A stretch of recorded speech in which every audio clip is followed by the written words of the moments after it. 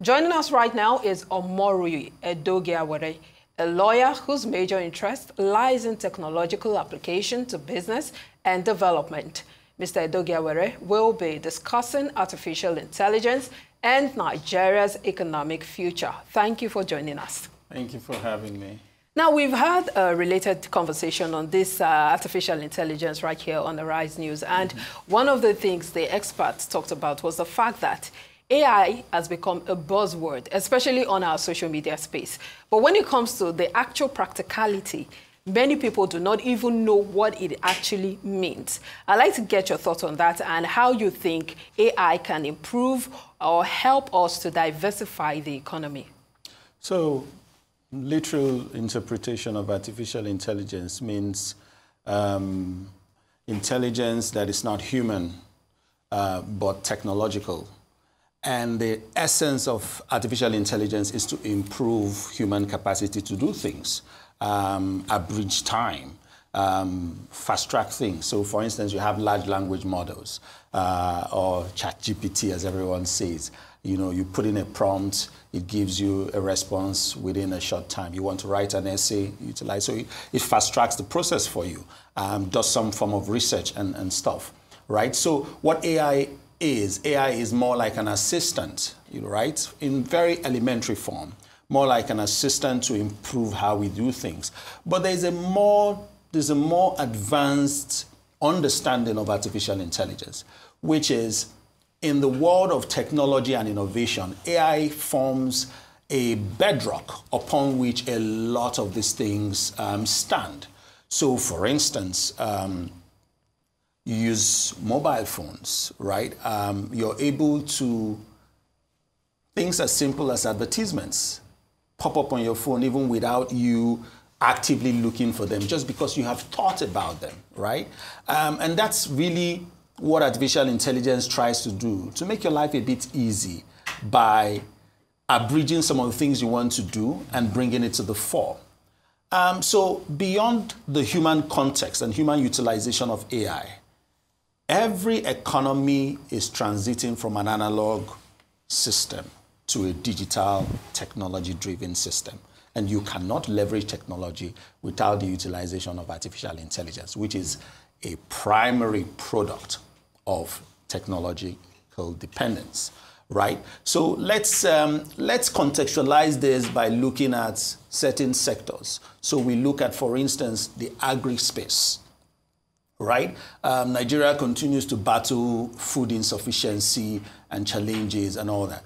Now, part of our challenge will be things as simple as irrigation, water supply, droughts and the likes, right? And that's where technology comes in. That's where artificial intelligence comes in, right? There are today systems in place where you could check soil moisture to determine whether or not how much water this soil will be needing, and how to and when the soil is at its best use, and how to manage that supply, you know, as against just depending on natural happenstance, right? And even today, AI systems have come in place where the certain mechanisms are put in place to generate water, right? I went through a documentary where AI is now used for the purpose of harvesting, building technology, and emotionally intelligent robots that are able to harvest a tomato farm, for instance, right? And so where human beings can pick 1,000 seedlings, an AI-driven robot can pick 10,000 and is able to determine which is ripe and which isn't. Is able to determine which is rotten. That's where the intelligence comes from. Yeah, is able to determine which is rotten and which isn't. So you see, the artificial intelligence works at the speed of light, right? And technology is a fast-moving train.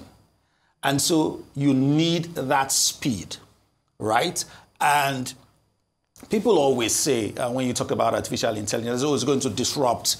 Not necessarily. The essence of AI is to essentially improve life and living. All right. And those who do it, those who understand how to navigate it. Sorry, let me come in here. That's exactly where I'm going now. And now critics have voiced concern on the limitless application of AI and have urged legal and legislative regulation globally.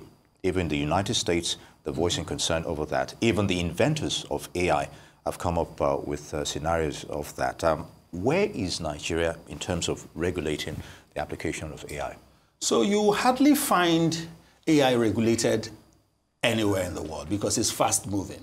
So what you have and that's the fear. Are pullback mechanisms, yes, right? More like a background framework for addressing some of the fallouts of artificial intelligence application, right? So what you'll most likely find will be policies around AI utilization, and more like directory mechanisms as to how to use it ethically, and then the implications of an unethical use, right?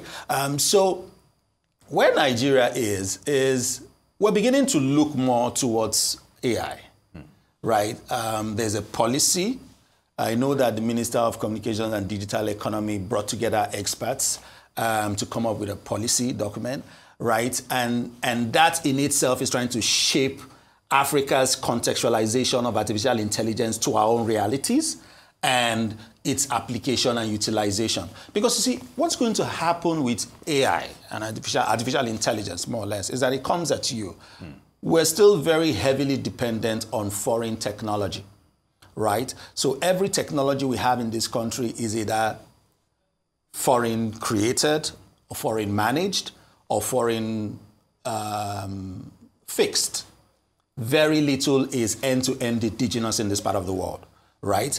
And we must now start looking at those issues to build policies around our understanding, our utilization of technology.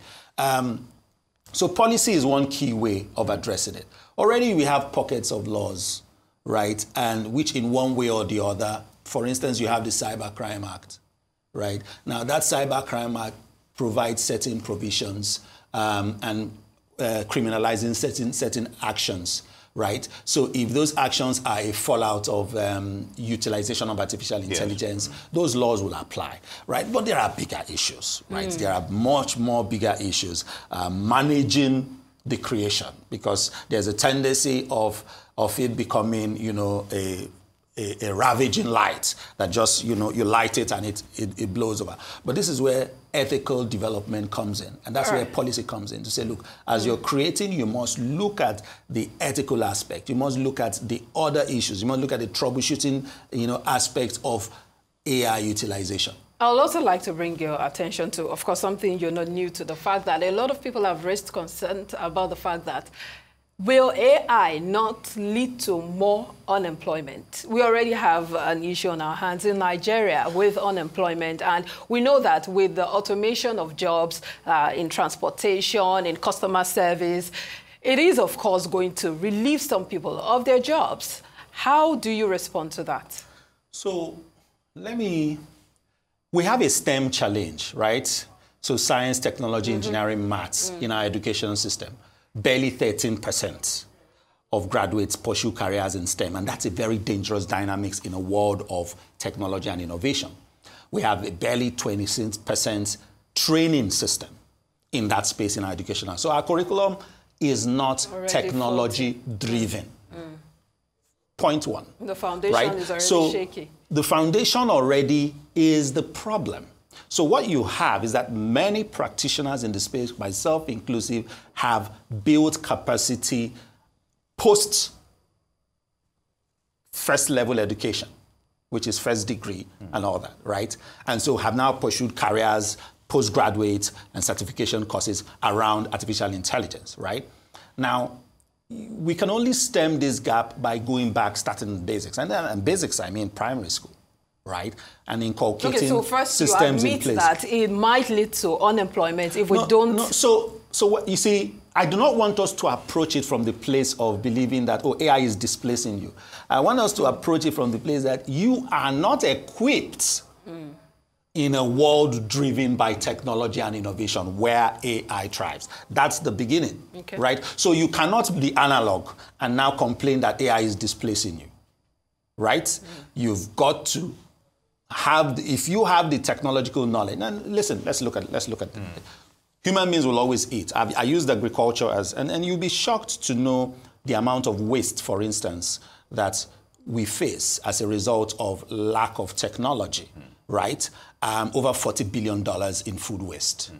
And now, with technology, this can change, right?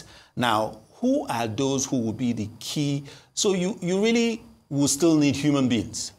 But the human beings that will be relevant will be those who understand how to utilize the technology. AI. So I speak to you about large language models, right? If you understand how large language models work, it will abridge the time you spend in the library because you are able to now assess. Now, but here's the thing.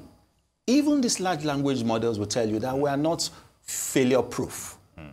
The implication of that is that there are mistakes that we could make. Now, that's where the human intelligence comes in. Very good. And on that note, we'll have to end there. I was even going to ask that, remember the Hollywood strike script writers not too long ago? Yeah, it was predominantly on the AI issue. But Omoruyi Edoigiawerie would like to thank you very much for your thoughts on those issues. Lawyer, is also an advocate in tech application to business and development. It's good to have you with us. Thank you for having